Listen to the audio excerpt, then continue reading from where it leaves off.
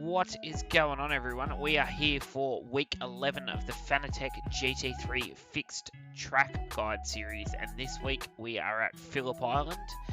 This will be the third week that we're in the BMW M4 GT3, so it's been quite a fun little process driving different cars over the span of the 12 weeks and sort of getting to know the different cars and the quirks with each car. So I have actually quite enjoyed driving something a little bit different that probably I wouldn't have normally picked. So looking forward to bringing you this one. I've spent quite a bit of time at Phillip Island over the years and lots of different stuff, so it's a track that I've always sort of enjoyed racing at. It's got a very good flow to it.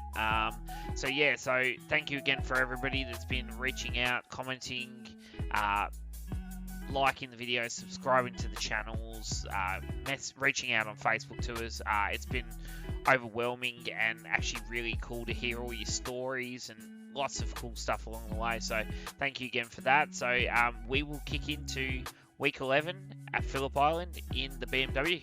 Let's go.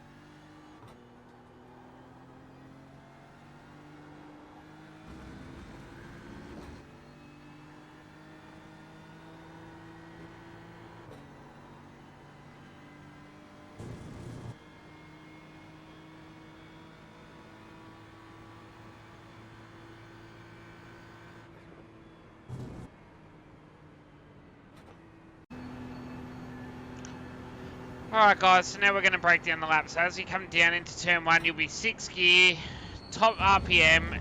Now this is a really unique corner as there's no brake marker, there's no turn-in marker, it's just a feel corner, right? So I'm top noise, I bang back to 5th gear, I tap the brake, and I sort of try and carry a lot of mid-corner speed through here. So when I say I tap the brake, I trail the brake to the apex, but I'm very sort of like, I don't apply a lot of pressure here, if that makes sense. Like it's a decent stab on the pedal just to start to get it to brake, and then I start to trail it off very quickly and carry the speed through the corner.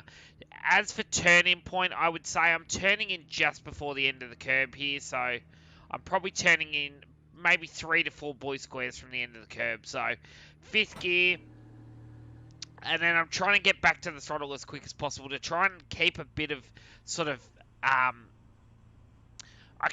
guess you could say pressure on the car to just try and keep it a little bit balanced. So as I clip the curb, I kind of clip the curb at about this point here. So if you can just see behind the windscreen wiper is your flag marshal hut. So I'm kind of like just at the point where it's just about to pop out of the middle bezel, the middle monitor bezel, heading towards my my right hand monitor. So it is quite deep in the corner. That's the point where I want to actually get to the apex and then start to apply that throttle as I come off the curb. So the car starts to slide off the curb, and then I start to aim for the flag marshal in the middle of the circuit, but I let the car run right out to the inside curb.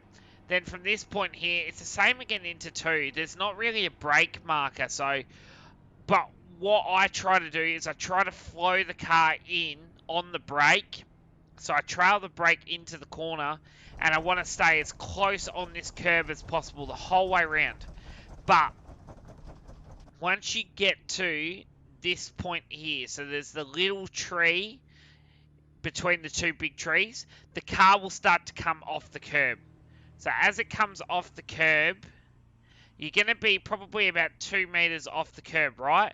Once you get in line with the marshal stand on the inside, then you start to turn the car back at the corner again. You want to apex at the end of the curb, so right at this point here.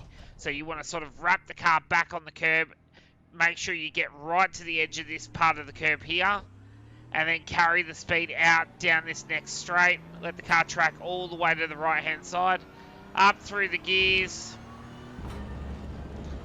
You're flat through this kink bit, and set yourself up on the left hand side for the big braking zone. You're braking just before the 100 meter board, so I'm braking at probably about 105, 107 meters. So at about this point here, so as you can see, it's about a car length before the white line that leads to the 100 meter board. Nice big brake pressure, back to second gear. Now the trick here, there's multiple lines you can take here, so you can sort of turn in early and hug the curb the whole way around. And I feel like a lot of it is to do with driver technique and style. Different drivers have different sort of driving styles, which obviously will benefit them in different ways. So for myself personally, I probably overrun the entry a little bit and try and diamond back on the apex on the exit. So I sort of come in. I wouldn't say I purposely missed the curb at the start, but I sort of do miss it by about 1.5 meters off the curb. And then once I'm in line with this last demountable heart behind the tyre wall, then I start to turn the car back at the corner. I clip it right at this point here, so in line with that last tree by itself, and just before the flag marshal hut.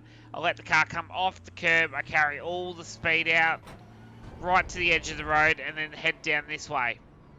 Now, this one's a tricky one. So, once you get to the end of the curb, I start to diagonal the car in at the corner. And I kind of aim for that like weird sort of scaffolding on the fence sort of thing. And then what I do is once I pass, it's hard because there's no real reference point on the inside of the track, but I sort of aim for the flag, but then as I get close to the curb, I start to aim for the tree. And then once I get to sort of 3/4 track, so about this point here, or you could call it when you start to get the fence come up over the hill, then I start to turn the car back at the corner. And you'll see by doing that, I'm going to clip the curb on the back end of the corner, so right at this point here.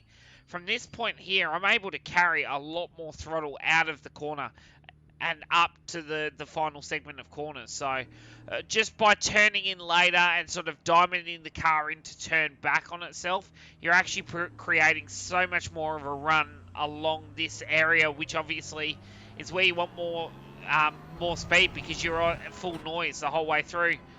And then so flat through this part, I stay to the left-hand side and then turn in quite early. Use a little tiny bit of curb here, it's not going to hurt you.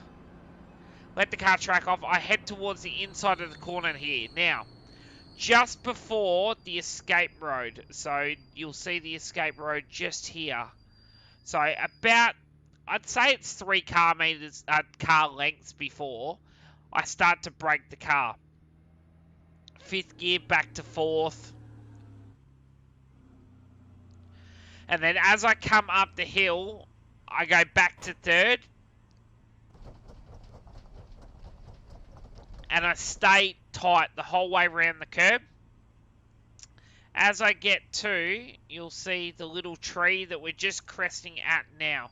That's where I start to let the car run off the curb slightly. But I still don't run it massively far off the curb, just a tiny little bit. Sort of to about this point here, so maybe there's 1.5 meters from the left-hand side of the car to the curb.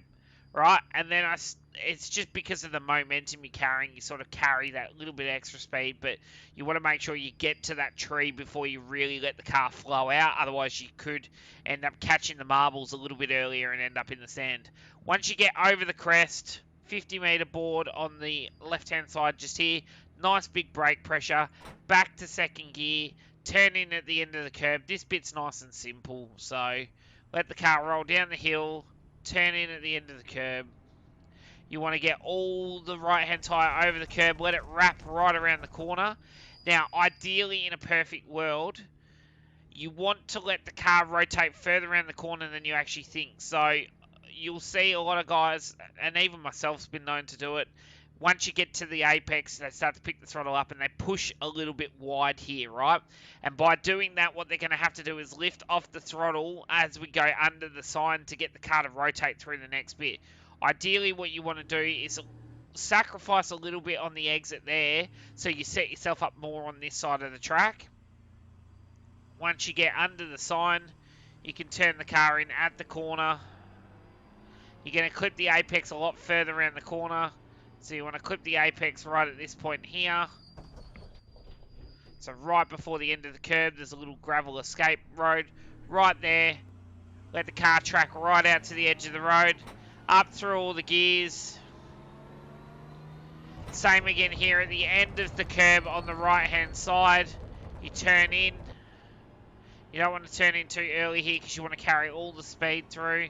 You should be still flat. It's sometimes a tiny lift, but I've found with the BMW it's actually quite stable, so you're able to carry the throttle right through the corner without lifting. And there you go, guys. Run it down the start-finish line.